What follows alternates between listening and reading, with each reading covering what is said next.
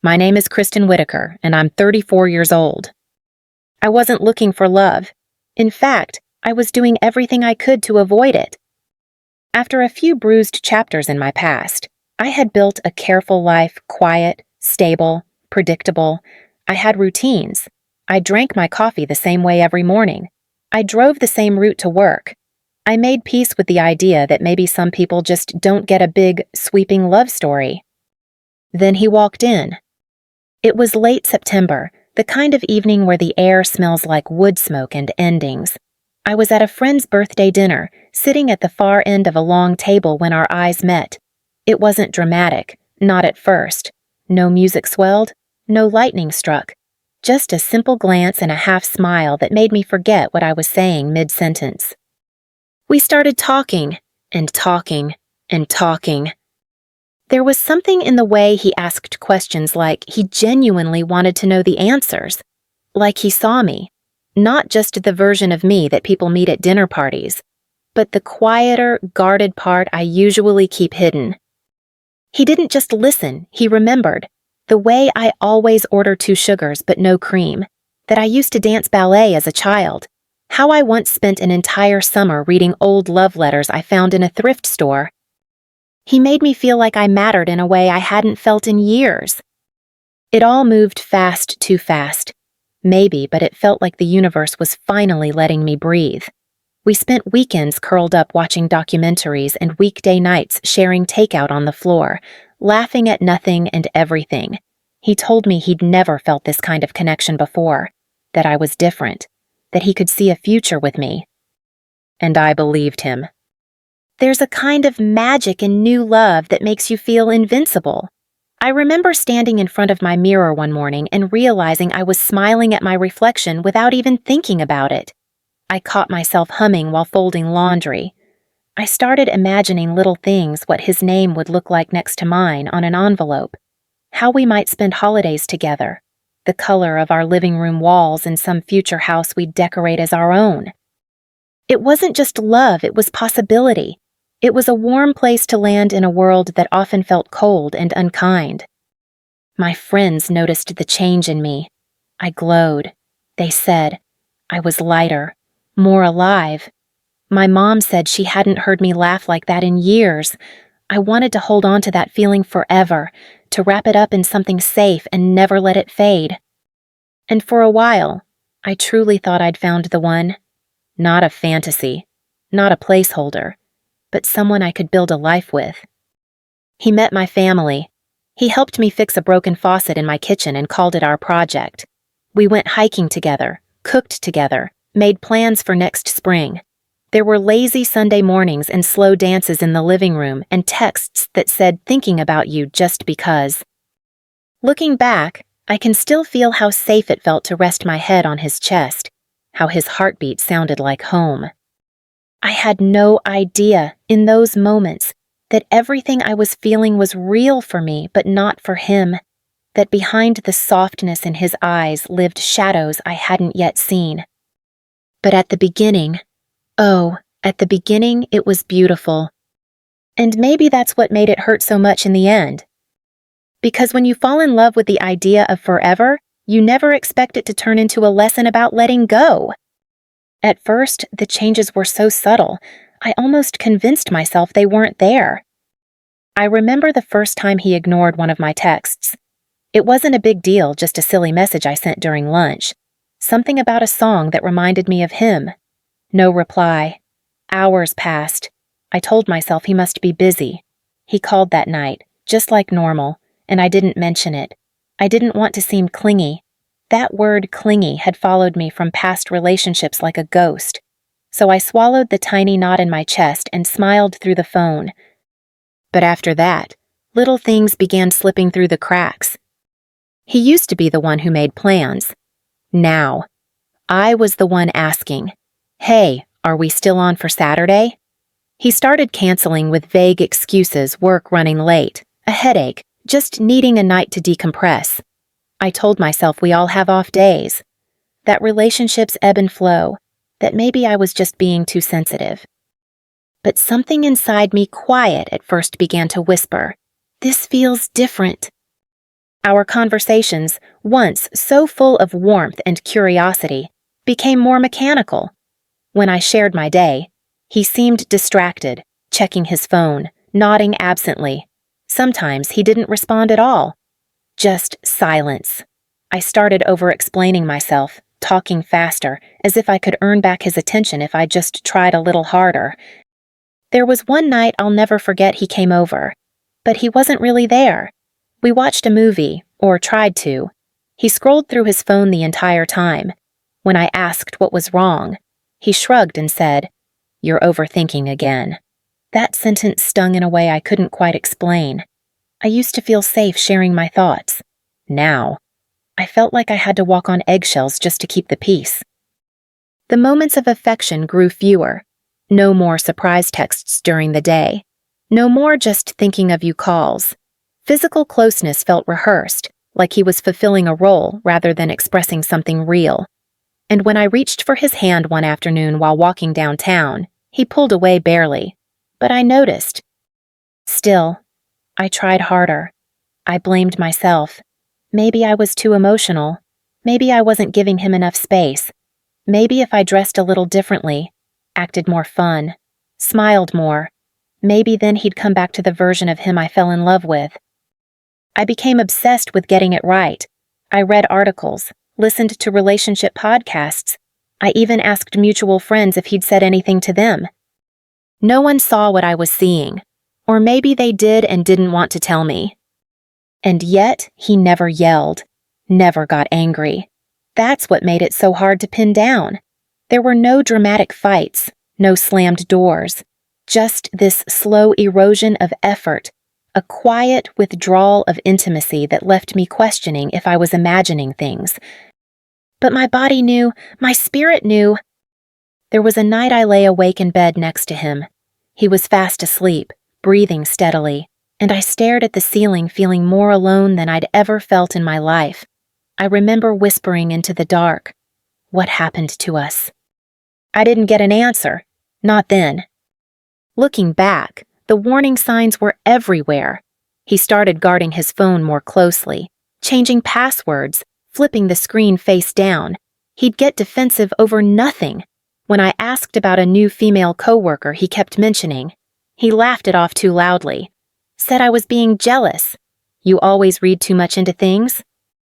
I started shrinking, dimming myself, choosing silence over questions, because asking meant conflict, and I was so afraid of losing what we had. But the truth, what we had was already slipping through my fingers, and I was holding on to a version of him that no longer existed if he ever truly did. They say love is blind, but I don't think that's true. I think love sees everything, it just hopes harder. And I hoped until it hurt. It happened on a Wednesday. Isn't it strange how betrayal doesn't wait for dramatic timing? There was no storm outside, no eerie silence, just a regular, ordinary day that would split my life cleanly in two before and after. I was working from home, sipping lukewarm coffee, trying to finish a project that had dragged on longer than it should have. He had left his tablet on the kitchen counter, which wasn't unusual. He was always a little careless with his devices. But that morning, it pinged. Once. Then again. Then again. I didn't mean to snoop. I truly didn't. But something about the sound, it felt urgent, like a nudge from the universe I could no longer ignore. I walked over and glanced down, expecting work notifications or maybe a news alert. Instead, I saw a name I didn't recognize, followed by a heart emoji. My stomach tightened. I opened the message, and within seconds, I knew. There were pictures, messages, voice notes, the kind you don't send to someone unless you're in deep, the kind you don't send if you're in a committed relationship unless that commitment was never real in the first place. I felt the air go out of the room. It was like watching your house catch fire while you're still inside it. At first, I froze. My brain couldn't catch up with what my eyes were seeing. The words blurred, but the intent was crystal clear. He wasn't just cheating. He was building a parallel life, a different version of himself, curated and warm, being shared with someone else while I was at home wondering why he'd grown so distant. I scrolled and kept scrolling, unable to stop. Photos of them together at a bar I thought we'd discovered together. A weekend trip I was told was for work. I even found a screenshot of a reservation for a fancy dinner on our anniversary. The weight of it hit me like a truck. My hands were shaking, my knees buckled. I slid to the floor and just sat there, breathing like I had forgotten how. The room started spinning and all I could hear was the pounding of my heart in my ears. It wasn't just the cheating. It was the realization that the man I loved trusted, shared my secrets with, imagined a life with was a stranger. Worse than a stranger. He had looked me in the eyes for months, kissed my forehead, held my hand, told me I was his future, all while actively weaving a web of lies. I felt stupid, so incredibly, deeply stupid. And then came the fury. It started in my chest, hot and electric, not just anger at him, but at myself, for missing the signs, for dismissing my intuition, for begging for scraps of affection when he was feeding someone else the whole meal. I didn't confront him right away. I wanted to. God knows I did. But I needed to gather myself, to make sure I wouldn't fall apart the second I saw his face. He came home that evening like nothing had happened, kissed me on the cheek, asked how my day was. I looked at him, really looked, and for the first time, I didn't see my partner. I saw a performance, a mask, and suddenly, it all clicked. All the gaslighting, the evasive answers, the way he'd turned my concerns into character flaws. He hadn't just cheated on me, he had stolen my reality and replaced it with a lie. I waited until after dinner. My voice was calm, too calm. I saw the messages. I said, just that. He froze, his fork halfway to his mouth. There was no denial, no tears, just a long silence, followed by a breathy, "It's not what you think." And that sentence was the final insult. Because it was exactly what I thought, and worse. That night, I didn't sleep. I packed a bag. I stared out the window until the sky changed colors, and when morning came, I walked away from a man who never deserved the love I gave him. But I wasn't just walking away from him. I was walking toward the truth, no matter how painful it was. And that truth would become the first brick in rebuilding the version of me he tried to destroy. I thought the worst part was finding out, but I was wrong. The worst part came after. After he left, or maybe more accurately, after I left, what remained was silence. A thick, heavy silence that filled the apartment like smoke. Everything in our home suddenly became unfamiliar. The couch, the dishes, the photos still hanging on the wall, they weren't just objects anymore. They were relics of a lie I had lived inside. Every corner held a memory that now felt poisoned. I remember standing in the kitchen, staring at a mug he gave me last Christmas. It read, "Love you more." I dropped it, intentionally. I watched it shatter across the tile floor and didn't even flinch. There was something satisfying in the sound of it breaking. Something that made the chaos inside me feel real. What followed was a kind of unraveling I never saw coming. Emotionally, I was wrecked. There's no graceful way to say it. I cried in the shower until my skin pruned. I stopped eating. I stopped answering calls. Grief hung over me like a second skin. It wasn't just the loss of him, it was the loss of the future I'd imagined, the loss of trust in myself. I couldn't believe I had missed so much, that I had believed so deeply in someone who never existed in the way I thought. My sleep became fragmented. I'd wake up at 2 a.m. gasping, heart racing, like my body was mourning even in dreams. There were days I didn't get out of bed at all. I wore the same clothes for days, my hair tangled, my thoughts darker than I care to admit. The depression was relentless, but it didn't come alone. It brought anxiety with it, and guilt, and shame. I started to question everything. Was it my fault? Was I too much? Not enough? Did I push him away by caring too deeply? Those thoughts haunted me, looping over and over until they didn't just whisper, they screamed. My therapist would later call it emotional gaslighting. I called it my new reality. And then came the financial fallout. We had entangled so many parts of our lives, shared subscriptions, a joint vacation fund, a leased car under my name that he forgot to return on time. I found out he had used my credit card for a weekend getaway with her. The same weekend he told me he was visiting his sick uncle. I was drowning not just in sorrow, but in bills. I had to pick up extra shifts at work, sell a few personal items, and put off my own dreams just to stay afloat. The weight of everything was crushing. I'd sit at my desk at work, smiling at coworkers, pretending I was okay, then go cry in the bathroom between meetings. My social life crumbled too. Some friends disappeared, uncomfortable with the drama. Others tried to help, but didn't know how. One even told me to just move on, as if heartbreak were a switch you could flip off. The isolation was unbearable. I'd go days without hearing my name spoken out loud. I felt invisible, like a ghost inside my own life. Even my reflection looked like a stranger, puffy eyes, blank stare, that quiet ache behind the expression of someone trying too hard to function. But the worst part, the absolute worst part, was that I began to lose faith in myself. I stopped trusting my own judgment, stopped believing that I could ever love again, stopped hoping. I didn't recognize myself anymore. The strong, confident woman I once was felt like a distant memory. In her place stood someone who had been gutted, emptied, and left behind. There were moments I wished I could go back to the beginning, before I met him, before I opened up, before I let someone in. But life doesn't offer rewinds, only consequences. And those consequences burned through every part of me. What I didn't know at the time was that this destruction, this complete emotional collapse, would eventually become the soil where something stronger would grow. But in that chapter, all I knew was pain.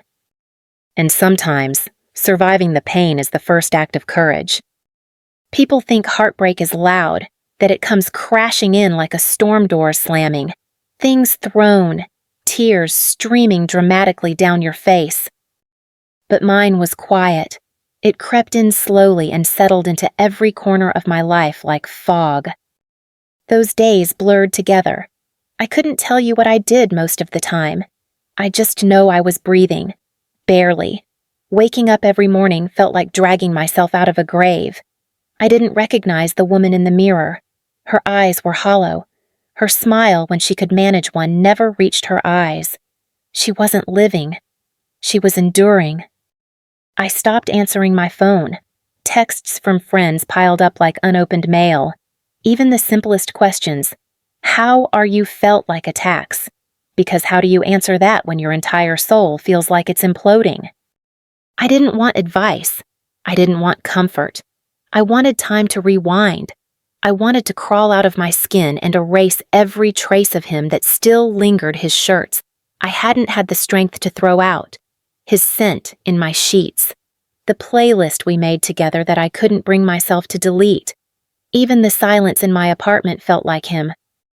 I remember one night in particular. It was around 3 a.m. I sat on the bathroom floor, wrapped in a towel, unable to move. I had tried to take a shower, thinking maybe the hot water could wash away the ache, but halfway through, I just collapsed. My knees gave out, and I sobbed harder than I ever have in my life. Not the kind of crying that makes you feel lighter, the kind that steals the air from your lungs. I felt completely alone. My family didn't live nearby. My closest friends were busy with their own lives' weddings, babies, careers, and I, at 34, felt like I had just been dropped to the bottom of some emotional well with no rope to climb back out. I couldn't focus at work. I'd open emails and stare blankly at the screen, my hands motionless on the keyboard. My boss asked if I needed time off, but I shook my head. I didn't want time, I wanted my life back. The life I thought I had. The one where I wasn't constantly replaying conversations, questioning my worth, wondering how I didn't see the warning signs sooner. Sleep became a battleground. I'd lie in bed, staring at the ceiling for hours. Some nights I'd finally drift off, only to be jolted awake by a nightmare visions of him laughing with her, of me screaming and no one hearing. My heart would pound so hard I'd clutch my chest, convinced it might actually give out. And yet, through all of it, I kept pretending. I'd show up to meetings with makeup covering the tear streaks. I'd tell acquaintances, "Yeah, we broke up, but it's for the best," with a fake grin that tasted like lies. Because society doesn't really know what to do with a woman who is falling apart. We're taught to grieve quickly, quietly, and with dignity. But grief has no timeline, and mine was messy. I tried journaling, but the pages filled with anger and blame. I tried yoga, but every deep breath felt like a reminder of the hollow space in my chest. I even downloaded one of those meditation apps, but the voice telling me to let go made me want to throw my phone across the room. The truth was, I wasn't ready to let go. I was still holding on to pain because it was all I had left of him. And then came the guilt and avalanche of shame for not bouncing back faster, for not being stronger, for still crying over someone who didn't love me enough to stay loyal. I judged myself harshly, every single day, and that self-judgment only pushed me deeper into isolation. I'd whisper to myself, "You're pathetic," on days I couldn't get out of bed. "You're broken," on nights I cried myself to sleep. Those words echoed louder than any insult he ever gave me because they came from inside. Those were my darkest days, not because he left, but because I lost myself trying to hold on to someone who was never mine to begin with. It didn't happen in a grand, movie-worthy moment. There was no sunrise epiphany or dramatic speech in front of a mirror. The shift started in the smallest, most unassuming way I ran out of clean clothes. I remember standing in front of my open closet, realizing that every pair of jeans, every sweatshirt, every decent shirt I owned was either dirty or balled up in a laundry basket I hadn't touched in weeks. I had been living in pajamas, sometimes the same pair, for days. I hadn't noticed until that moment just how far I'd let everything go. I sat down on the floor, back against the wall, and for the first time in days, I didn't cry. I just noticed. I noticed the mess, the silence, the smell of stale takeout and neglect. I looked around at the life I was living and saw something I couldn't unsee. This wasn't heartbreak anymore. This was self-abandonment. Somewhere along the way, I had stopped fighting, not just for the relationship, I had stopped fighting for me. And in that tiny, quiet moment, sitting in a pile of unfolded clothes, I whispered something I hadn't said out loud in months. "I don't want to live like this." It wasn't a roar. It wasn't brave. It was fragile, barely audible, but it was real. And sometimes, that's all it takes. I got up, walked to the laundry room, and started a load of clothes. I know it sounds ridiculous, like, really laundry?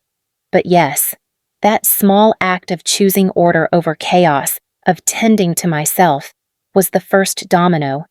It was the first time I had chosen myself in what felt like forever. The next day, I showered. Not just a rinse, I mean a real shower. Shampoo, conditioner. Shaved my legs, lotion afterward. I put on jeans, even though I had nowhere to go. I made breakfast, sat at the table, ate without scrolling on my phone. These were the tiniest victories, but in the pit I'd been living in, they felt monumental. But the true turning point came a few days later. I found an old journal while cleaning out my nightstand. Inside were entries from a year before I met him, pages filled with goals, affirmations, dreams. I had completely forgotten who that woman was. She wrote about starting a podcast, traveling solo to New Mexico, training for a 10K. She had fire, she had direction. She believed she was meant for more. I read those pages over and over, tears streaming down my face, not from sadness, but from longing. I missed her. I wanted her back. So I made a promise. I wrote it down. I even said it out loud. I will become her again, not overnight, but I will. That became my anchor. It didn't mean the pain disappeared. I still had nights where I couldn't sleep, days where grief snuck up on me without warning. But now, I had something to move toward. I wasn't just surviving, I was beginning to rebuild. I started going on morning walks.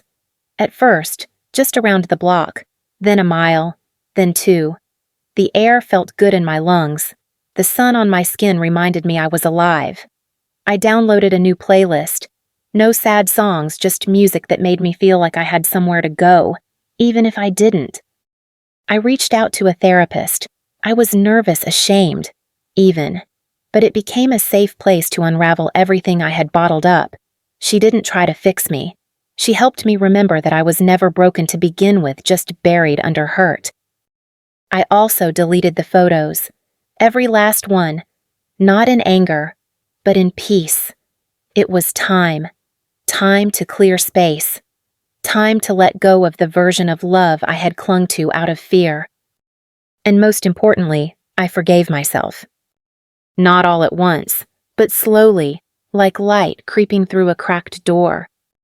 I forgave myself for staying too long, for believing too deeply, for abandoning parts of me in the hope that someone would finally choose them. I realized I had been waiting for someone to rescue me when all along, the only person who could truly save me was already here under my own skin, whispering, "Get back up." That whisper became a voice. That voice became a choice. And that choice to choose myself was the beginning of everything. There's something sacred about starting over, not glamorous, not effortless, but sacred. Rising from the ashes isn't about looking perfect or having it all figured out.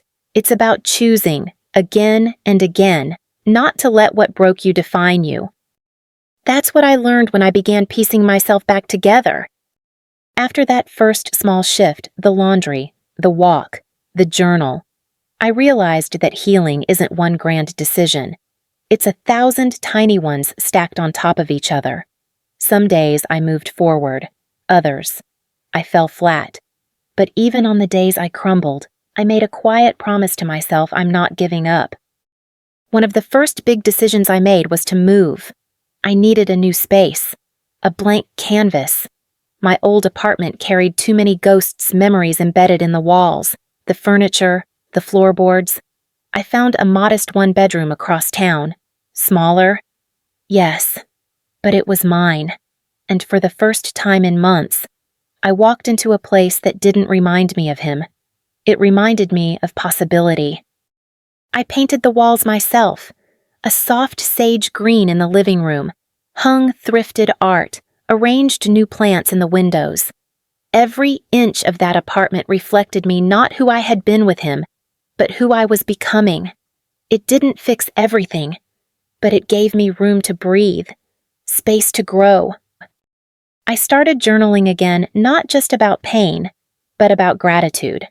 I began each entry with one thing I was proud of, no matter how small. I made dinner tonight instead of ordering takeout. I said no to something that didn't serve me. I smiled at a stranger and meant it. At first, they felt like little whispers of progress. Eventually, they became roars. I also returned to movement. I'd always loved yoga before the breakup, but somewhere along the way I had convinced myself I didn't deserve that kind of peace anymore.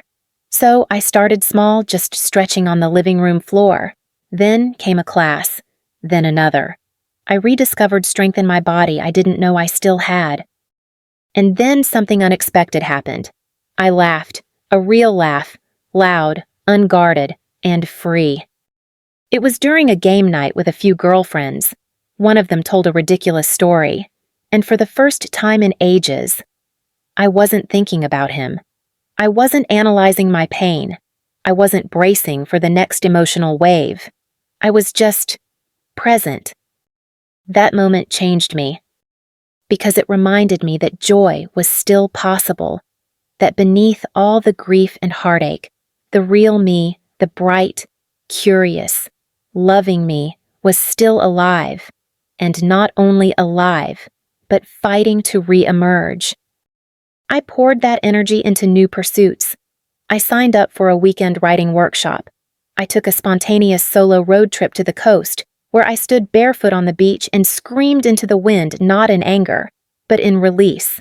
I volunteered at a women's shelter, listening to stories that mirrored pieces of my own. I realized that pain, when shared, loses its sharpest edges, and in helping others heal, I was healing, too. One day, I looked around and realized something profound. My life didn't just look different. I was different. Not in a bitter, hardened way, but in a stronger, softer, wiser way. I had boundaries now, standards, a deep understanding of my own worth. I no longer begged for crumbs. I nourished myself with full meals emotionally, mentally, spiritually. I stopped chasing closure, stopped replaying every detail, stopped blaming myself for what someone else did out of their own brokenness. What happened to me wasn't fair, but what I did next that was mine to own. And I chose to rise.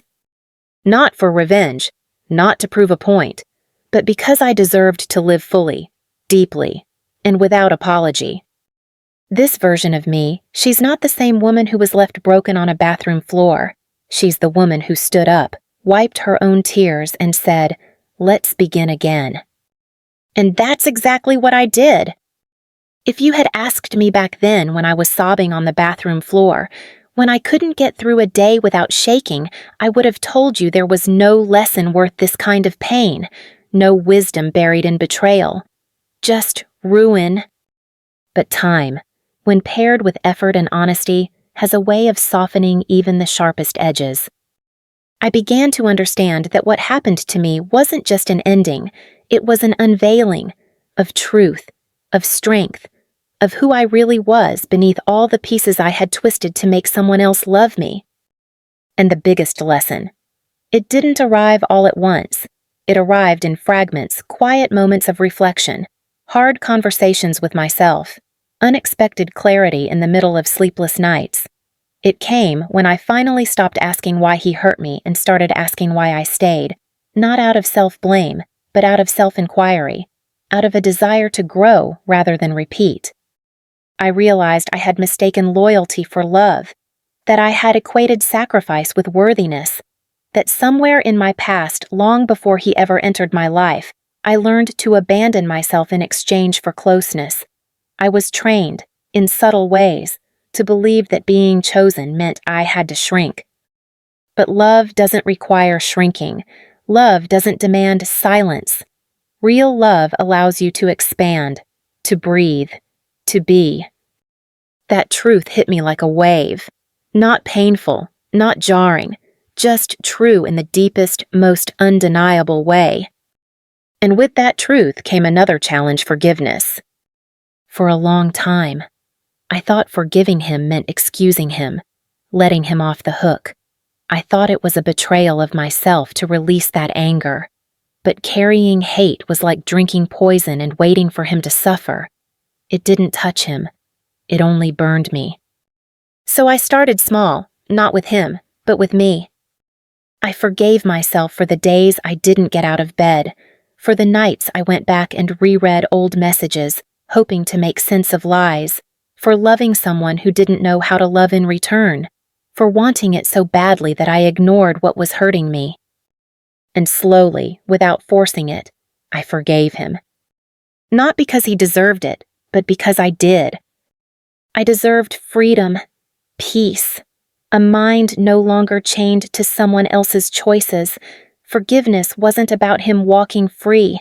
It was about me walking away untethered. Once I started healing, something unexpected happened. I felt pulled to tell my story, not out of vengeance, but out of service.